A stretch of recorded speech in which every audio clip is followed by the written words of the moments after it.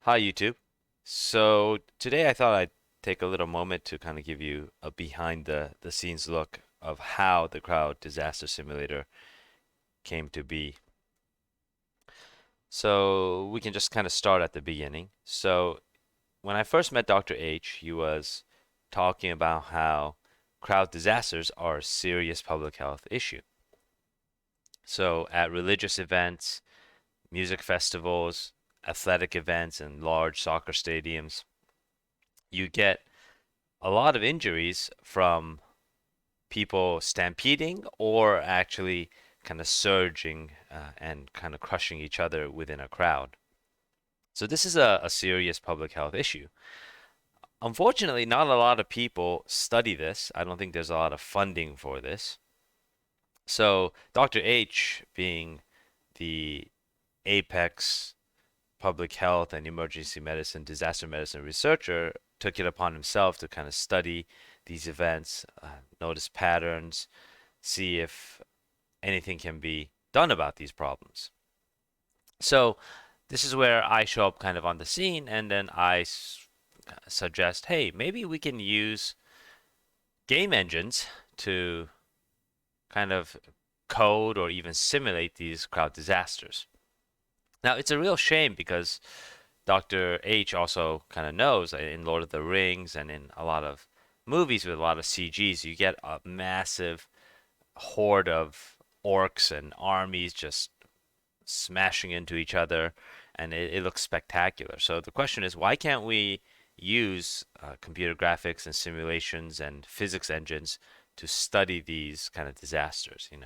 And there are a lot of questions that need to be asked about these disasters. So fast forward a little bit. One of the interesting kind of questions I had is how much force does it take to actually get injured in the crowd? So there isn't a lot of literature about this. So when we go in, I was able to find a paper about the amount of compressive force a person needs to sustain for them to have traumatic asphyxiation, which is the amount of force that the chest wall needs to be kind of pushed, or the amount of force it needs to receive for the person to have problems kind of breathing. So it actually comes out to 2,550 newtons, plus or minus 250 newtons. So, given gravity is 10 meters per second squared on Earth, we're talking about roughly about 250 kilograms. So we put a number of roughly 500 kind of pounds. So fast forward a little bit more, I go on a search to find a coder that can code this, right? And these are far uh, and few and far in between, right? It's very hard to find a competent coder that is pleasant to work with. So my first stop point was to go to some education institutes and ask around, hey, can you code this? Can you do this? I did come across one kid who really was a lot more bark than bite. He said, "Yeah, I can code. I did all kinds of problems." He's kind of bluffing and huffing and puffing, and he kind of bamboozles me and Dr. H into saying, "Hey, I can code this." You know, Uh, Interestingly enough, when I asked him to code it, I actually asked him to code it in two dimensions. I just asked him to code it as balls moving through um, like a two-dimensional surface. So actually circles moving through or dots kind of bouncing or maybe kind of ricocheting off. And I said, hey, just can you prove to me that we can kind of code this problem where humans are kind of behaving like fluid and maybe we can measure the amount of contact or the amount of force or friction experienced between these dots. So he said, yeah, no problem. I got this.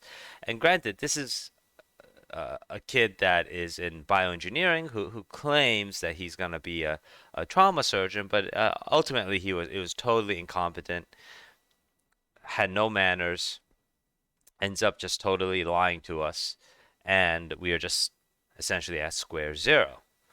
So a lot of these kids who are blowing steam. It's just a absolutely dead end. So then I go into the sacred halls of Discord, where the true elite and the true educated, competent people are, and I was able to find on some forums some Unity coders, one that just said, "Hey, I think I can do this. I think I can do this." So within 24 hours, he came back with this kind of three-dimensional surface with just people just beginning to populate. And you can check out my other YouTube video where they are indeed populating this. I start kind of explaining what the background and our motivations for this study are. I highlighted the most interesting and most recent case was one in Seoul, Korea, the Itaewon incident.